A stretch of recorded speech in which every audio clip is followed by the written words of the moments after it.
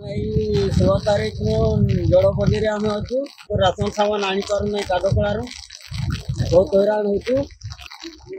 ଆଉ ଏଠି ଯେତେ ଭାଇମାନେ ବି ଅଛନ୍ତି କେହି ଯାଇପାରତେ ନାହିଁ। ଆମର ଗାଁରେ ଯେତେ ଅଛନ୍ତି ସଦସ୍ୟ କେହି ଆଣିପାରୁନାହାନ୍ତି, ବହୁତ ହଇରାଣ ହେଉଛୁ। ବର୍ଷାରେ ବେହାଲ କେନ୍ଦୁଝର ଜିଲ୍ଲା।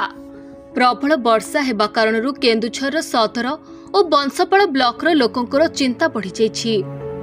ପ୍ରବଳ ବର୍ଷା କାରଣରୁ କିଛି ଲୋକ ଜଳବନ୍ଦୀ ହୋଇଥିବା ବେଳେ ଅନ୍ୟ କେଉଁଠି ରାସ୍ତା ଧୋଇ ହୋଇଯିବା ଯୋଗୁଁ ଯୋଗାଯୋଗ ସମ୍ପୂର୍ଣ୍ଣ ବିଚ୍ଛିନ୍ନ ହୋଇଯାଇଛି।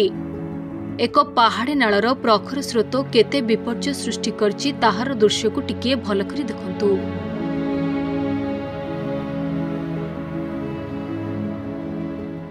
ଲଗାଣ ବର୍ଷା ପରେ ନାଳର ଜଳସ୍ରୋତ ଏତେ ପ୍ରଖର ଥିଲା ଯେ ସେଥିରେ ରାସ୍ତା ସମ୍ପୂର୍ଣ୍ଣ ଧୋଇ ହୋଇଯାଇଛି ଏବଂ ସେଠାରେ ଥିବା ଏକ ବିଶାଳ ଗଛ ମଧ୍ୟ ଉପୁଡ଼ି ପଡ଼ିଯାଇଛି।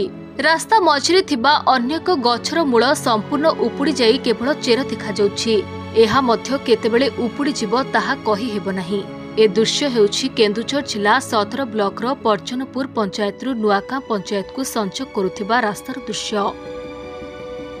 ଗତ 2-3 ତଳେ ପ୍ରବଳ ବର୍ଷାରେ ଗନ୍ଧମାର୍ଦ୍ଦନରୁ ବାହାରିଥିବା ଛିଣ୍ଡିକା ନାଳର ପ୍ରଖର ସ୍ରୋତରେ ରାସ୍ତାର ଏଭଳି ପରିସ୍ଥିତି ସୃଷ୍ଟି ହୋଇଥିଲା। 2ଟି ପଞ୍ଚାୟତର 10ରୁ 15 ହଜାର ଲୋକେ ଏହି ରାସ୍ତା ଉପରେ ନିର୍ଭର କରନ୍ତି। ଏବେ ଏହି ରାସ୍ତାରେ ଯିବା ଆସିବା ସମ୍ପୂର୍ଣ୍ଣ ଠପ୍ ହୋଇଯାଇଛି। ବାହୁଡ଼ା ରଥଯାତ୍ରା ଯେଉଁଦିନ ହେଇଥିଲା ସେଦିନ ପ୍ରବଳ ମାତ୍ରା ବର୍ଷା ହେଇଥିଲା, ଯାହାଫଳରେ କି ଆମର ବର୍ତ୍ତମାନ ଏଇ ପରିସ୍ଥିତି ହେଇଛି। ରାସ୍ତା ଭାଙ୍ଗି ଯାଇଛି। ଏଥିରେ ବହୁତ ପିଲା ଯିବା ଆସିବା କରୁଥିଲେ, ସ୍କୁଲ କଲେଜ କିମ୍ବା ଅନ୍ୟାନ୍ୟ କ୍ଷେତ୍ରରେ ଯେଉଁ ପିଲାମାନେ ଯିବା ଆସିବା କରୁଥିଲେ ବହୁତ ଅସୁବିଧାର ସମ୍ମୁଖୀନ ହେଉଛନ୍ତି। ଏମିତିକି ବାଇକ୍ ମଧ୍ୟ ଯାଇପାରୁନାହିଁ କିମ୍ବା ଆମର ସାଇକେଲ ମଧ୍ୟ ଯାଇପାରୁନାହିଁ। ସେ ବନ୍ୟା ମଧ୍ୟରେ ବର୍ତ୍ତମାନ ଆପଣ ଦେଖୁଥିବେ ଭିଜୁଆଲ, ଏଇ ଗଛ ପାଖରେ ଜଣେ ପିଲା ଛିଡ଼ା ହେଇଥିଲେ। ବନ୍ୟା ମାଡ଼ି ଆସିଲା, ତାକୁ ବସେଇ ନେଇଯାଇଥିଲା 2-3 କିଲୋମିଟର, କିନ୍ତୁ ଭାଗ୍ୟ ଭଲ ଭଗବାନଙ୍କ କୃପାରୁ ସେ ବଞ୍ଚି ଯାଇଛନ୍ତି, ଯାହାହେଲେ ବି ତ୍ରାହି ପାଇଯାଇଛନ୍ତି। ଏତିକି ଧନ୍ୟବାଦ। କିନ୍ତୁ ସରକାରକୁ ଅନୁରୋଧ, ସେ ଆମର ଏଇ ଯିବା ଆସିବା ଯାତାୟାତ ପଥଟାକୁ କେମିତି ସମାଧାନ କରିପାରିବେ। ଘର ତ ଏମିତି ମୋର ଧସକି ପଡ଼ିଗଲାନି, ଆଉ ପାଣି କାଞ୍ଜି ରୋଡ଼ରେ ଜାମ୍ ହେଇଛି।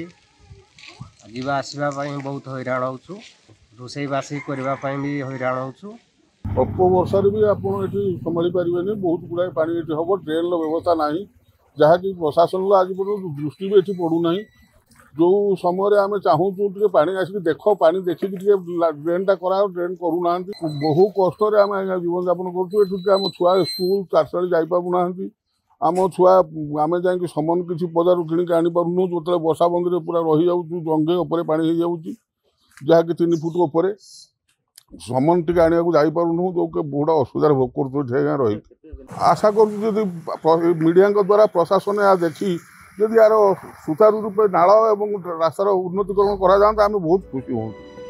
ଫୁଲଝରରୁ ଛେଳିଆ ବେଡ଼ା ରାସ୍ତାରେ 3 ଫୁଟ ଉଚ୍ଚର ପାଣି ଚାଲିବା ଯୋଗୁଁ ଯାତାୟାତ ବାଧାପ୍ରାପ୍ତ ହୋଇଥିଲା। ଜଳବନ୍ଦୀ ଲୋକଙ୍କୁ ରିଲିଫ ପ୍ରଦାନ କରାଯାଇଥିବା ବେଳେ ସମସ୍ୟା ଘେରରେ ଥିବା ଲୋକଙ୍କର ସମସ୍ୟା ଯଥାଶୀଘ୍ର ଦୂର କରିବାକୁ ଜିଲ୍ଲା ପ୍ରଶାସନ ପଦକ୍ଷେପ ଗ୍ରହଣ କରିଛନ୍ତି। जेहेतु लगातार 3-4 दिन धरिक बांसपाल कहतु अन्य माने जिलार विभिन्न अंचल वर्षा लगाण वर्षा जारी रही है।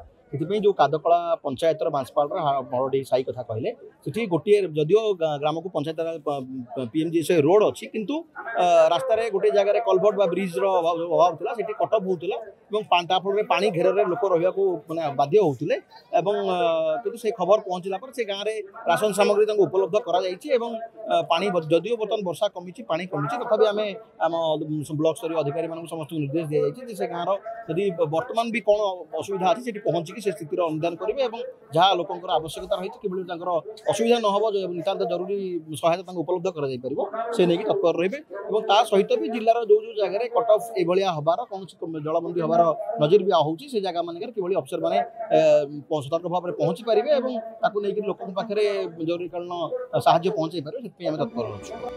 केन्दुझरु मनोज खिसिंग रिपोर्ट, खबर ओडिशा।